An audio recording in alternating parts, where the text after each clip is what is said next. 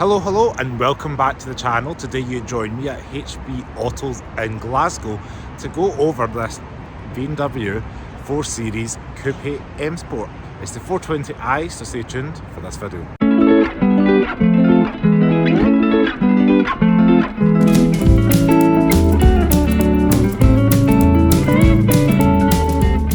Hey everyone and welcome back to the channel, and today we have this BMW 4 Series 420i Coupe in M Sport trim. Now I wanted to bring this car to you today because this particular model has quite a few features on it that are optional extra that make it stand out a little bit more from other BMW 4 Series, and I thought why not take this opportunity to get this car on the channel and to you all. So as you can see, this is the current generation 4 Series, shares its kind of underpinnings with the current 3 Series and the 3 Series estate. The G20 series, I believe, is internal coding for this.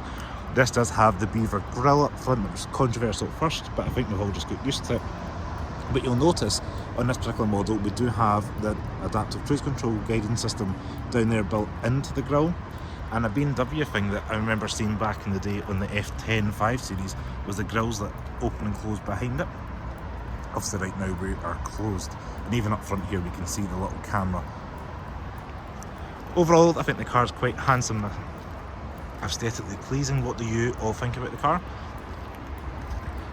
These M Sport wheels are two-tone and they're not bad for 19-inch rims. I said they're quite aggressive looking with the red calipers.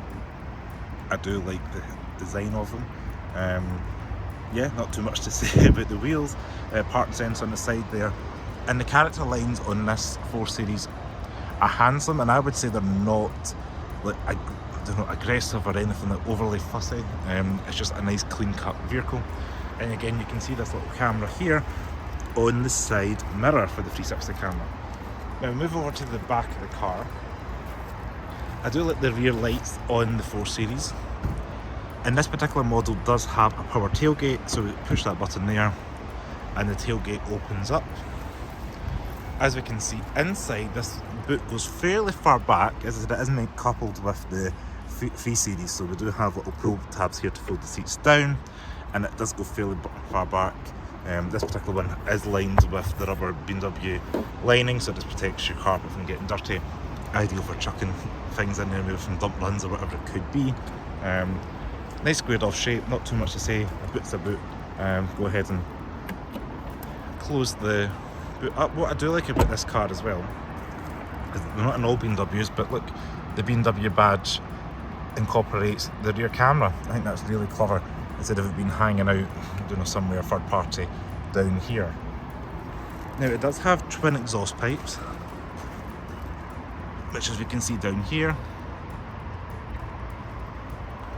give it that symmetry. I vaguely remember previous generations you'd have like one tailpipe at one side. At least you've got two, kind of got a bit more symmetrical bit going on. And being M Sport, we do have little plastic bits.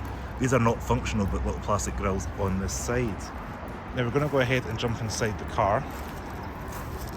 You're going to love the interior of this, or you might hate it, but I quite like it. So here we have almost a cricket ball red interior. I said it's nice and contrasting to the black, and it's nice just to see not a black German car interior. A BMW thing that had on the X3 are these little M piping on the seat belts. As you can see, a nice colour contrast. Door cards, nice high quality. This is a rubberized material with the kind of stitching on top, and again this is that same material that's on the seats carried over to the door cards to give it a plush kind of vibe, and then a little bit metallic bit there. This particular car does have the Harman Kardon sound system upgrade, so you can see that up in the tweeters, and having had that in previous BMWs, that is a good system. Now up front we do have electrically adjustable seats, as you can see there. Not too much you're going to see out of other BMW videos I've done, but M Sport seats, relatively figure hugging, and what I do like about them is the thigh support you get in a BMW. I think that's always handy for longer trips. Now one thing you notice in the 4 Series is a bit like, it reminds me of the CLK back in the day. I think it's the first time I remember coming across it, was a little butler for the seatbelt. I didn't even have that in my Lexus, so it's quite nice to see that.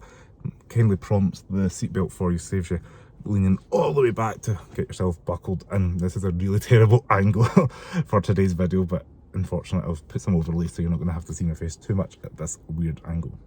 So up front we do have a semi-integrated iDrive. This particular one is the same as we've seen on the X3, and it is touchscreen, which is great because it gives you the blend of touchscreen with the iDrive controller, because it gives you the best of both worlds. So depending on what you want to do, you're able to jump in between like screen and using the controller. Nice easy system, and I do like the fact we do have the BMW buttons 1 to 8. You know, I remember seeing this back in the day with my 1 Series. It feels like 10 years ago now, probably is, and it's just really handy because you can save call contacts, you know, maybe your phone somebody regularly, or you can have your favorite radio station, whatever you want. You can have these preset, push a button and it does kind of pop up, as you can see up there. Are all unassigned at the moment, but yeah, they're quite handy. So this car is fitted with BMW's gesture control. Super sub there. So they're the most relevant. And I will say, having had a BMW with that and lived with that for a few years, I think it's a gimmick. I don't really use it too much, but it's something you can show your friends. I do like the fact on the dash we've got this rubberized texture, a little bit of black gloss plastic with the mood lighting, decent sized glove box lined with the fuzzy softly damped, and it's got little integrated shelves in there so you can separate your items in there. Over on the passenger side, door card continues without, sorry, burn me. So passenger door card, similar to the driver, except you don't get the memory seats over there. This particular one as well, you can see we've got the mid lighting purple shining down, and you're able to fit a bottle and other goodies in here. Seats themselves, it's a nice material on the, it's not the softest or plushest leather, but BMWs never really do unless you go up to like 7 or 8 series. I think it was the Merino leather, top of my head. This just feels like the Dakota leather you'd have got back in the day on the F series vehicles. So I'm going to go ahead and start the car up, foot in the brake, and that 2 litre comes to life. Now this is a 420i, so you're going to get about 180 brake horsepower, 0 to 60 in the 7-second range, and I do like this configurable screen here. So this particular car does have the driver assist. It's not really going to show too well while we're parked up, but you can see the little BMW pops up and shows you when you're out on the road the kind of range you've got. Now what I do have in front of me is a nice clear heads-up display, as it gives you the important information like your speed, your sat-nav controls will all come through there as well, so that's quite a nice wee feature, so you don't really have to take your eyes off the road. And little things like the buttons for the heated seats and the heated steering wheel are just nice to have. They're not buried within menus, you can just reach them and they're turned on like that within seconds. We do have a standard M Sport steering wheel. You're going to be familiar with this with other BMW products. Nice chunky bolsters at the kind of 11 and 2 o'clock position. The silver trim, I do like this kind of stitching on the middle of the airbag cover.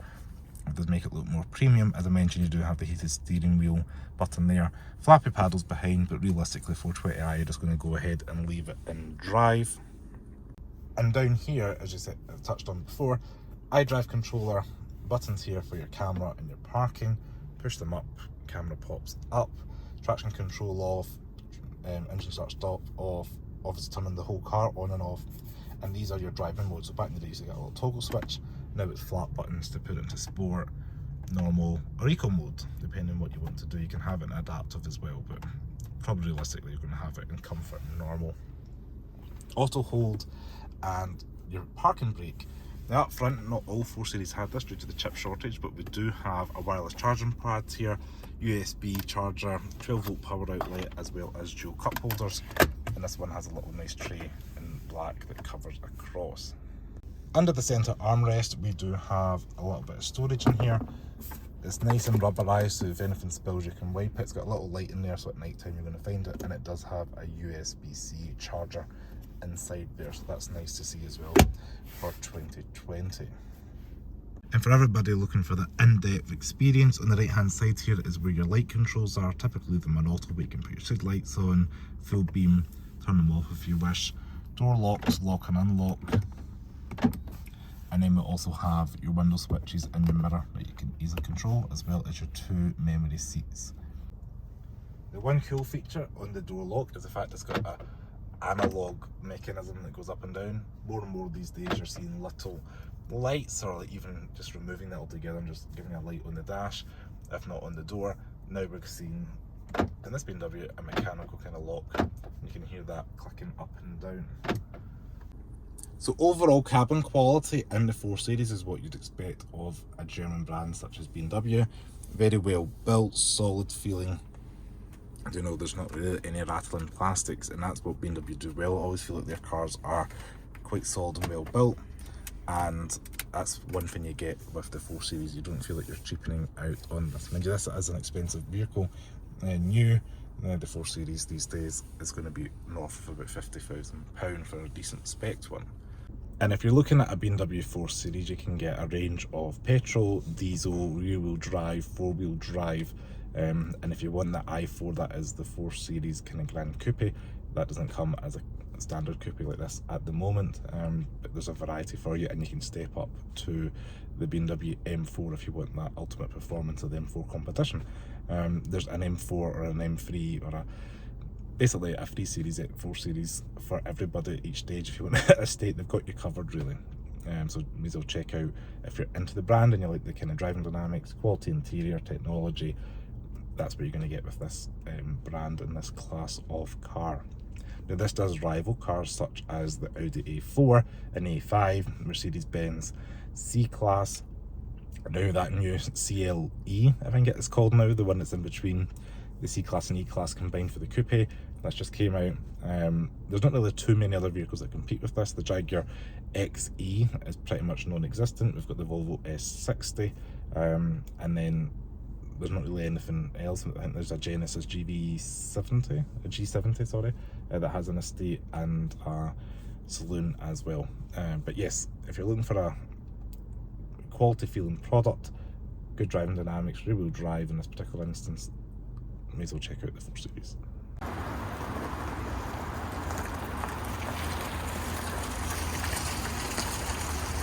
So just want to say thank you so much for watching this video on the BMW 4 Series. If you like this video, please give me a thumbs up. A special thanks to HB Autos for allowing me to film their BMW.